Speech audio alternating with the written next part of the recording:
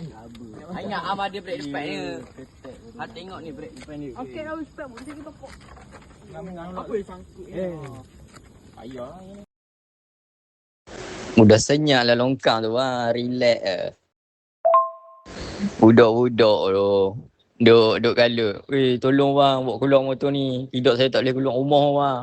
Ayah saya marah nanti. Minat. Aku gelak tu. Ngau dia saya. View cantik Sini diamnya dah. Ingat abang dia break depan ni. Ha tengok ni break depan ni. Okey dah start boleh kita pok. Apa yang sangkut ni? Ayah ni. Tak. Tengok ni ada kemalangan. Body dia sangkut. Oh, boleh. Let's go. Ada dia cerita dia yang gampang yang tahu. Dia naik dengan member dia motor tu. Kan? Dia wheelie member belakang dia tu. Turun pada motor. Tolak yang si wheelie tu. Tolak. Mampu senyap lah longkang. Yang gampang yang apa? Member yang tolak dia tu. Kan? Lepas tangan. Kami semua duk tarik ni kan. Dia tak tarik pun. Dia kata, tolong tarik. Boleh. Oh, pantat.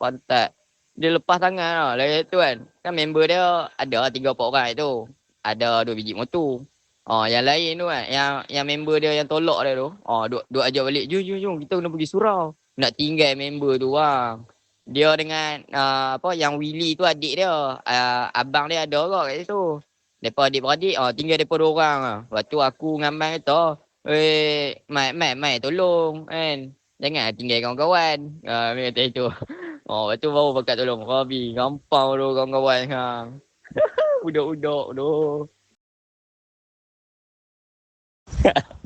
Buat dulu. Yang penting untuk budak-budak zaman sekarang ni, carilah kawan-kawan yang boleh pakai. Itu je. Nasihat kawan-kawan mana? Nasihat kawan-kawan, ingat kawan-kawan.